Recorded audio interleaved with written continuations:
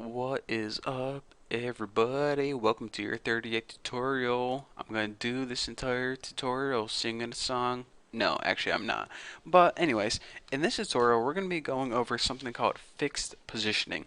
It's the last positioning that we have to cover, and fixed positioning is actually a lot like absolute positioning in the idea that you're going to have a coordinate in your top left point on your screen, and just like absolute positioning, it's going to move the element absolutely where it is. But the one and the main difference between fixed positioning and absolute positioning, and it's actually the only difference, is whenever you scroll your screen, if you have an element that's absolutely position and you scroll your screen down, that element is, gonna do what you expect it to do and scroll off the screen. But with fixed positioning, that element stays in the same place on your website and it doesn't move, so it can scroll over other text, or it's just gonna stay there, and no matter how hard or how fast you scroll, it's not gonna move. So this is kind of a weird type of positioning, but and by the way, I just want to mention this. This is the most uncommon type of positioning. Hardly anyone ever uses this. I never used it when I built a website. But I have to tell you guys about it because I just can't, skip over a topic. So let's go ahead and make a bunch of paragraphs. So paragraph and ending paragraph, and let's just write, I am the Sandman, let me in. Easy, Metallica, something like that. It actually says I'm the Sandman, let me in. So let's go ahead and paste this a couple times, and let's just go ahead, copy this, paste that, and hey, why not a couple more? So now just go ahead, and why am I doing this? Well, I just want to have a website where we can actually scroll down. So now you can see we have some stuff to scroll, and it's not just, one paragraph or something. So actually, let's go ahead and change up this first paragraph and make it something with the ID. Let's name this ID Tuna, and in the paragraph we'll just write like Tuna McTuna Man. McTuna, they should definitely make a McDonald's sandwich called McTuna. I wouldn't eat it. Sounds disgusting, but I'm just saying they should make it. So now let's just go ahead and apply some styles to this ID. Actually, I already got my style tags. How convenient. So now in this tuna ID, what do we want to do?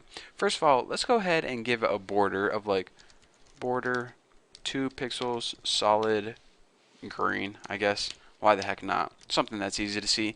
And now position, let's go ahead and write fixed, just like that. And now let's go ahead and give it coordinates. So you're beginning to see that this is basically the exact same as absolute positioning. The only difference is that instead of absolute, we write fixed. So now let's go ahead and give it left 65 or 64 pixels. Who the heck cares? Save this, refresh, and see what we got.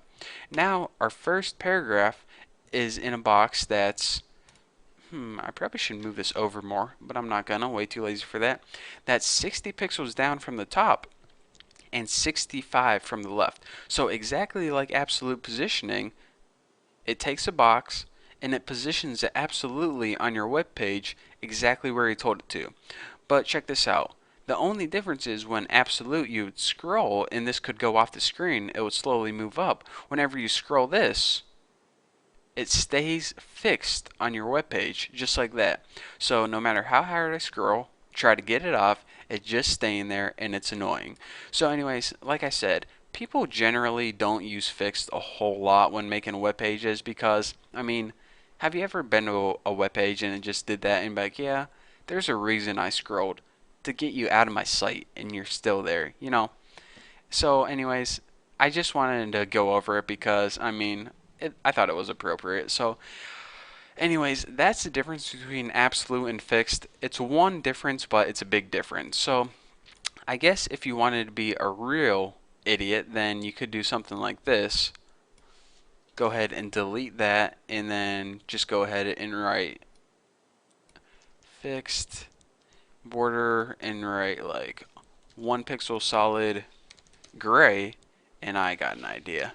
For the top, let's put it like 55 pixels, and for the left, let's put like 290 pixels.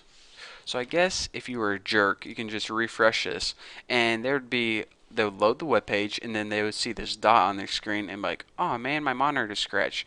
Is it, or is it the web page? And then they scroll down and see that that dot actually stays there, and they're like, oh well, I guess my monitor is just scratched. So, anyways, if you wanted to be, a D head, you could do that. I'm just saying.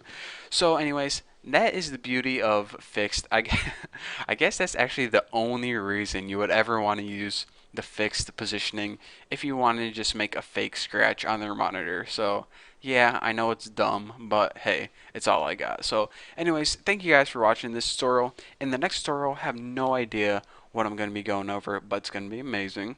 So, anyways, like I said, thanks. Thanks for subscribing. Thanks for watching my videos. And thank you for just being you. So anyways, I'll see you in the next video.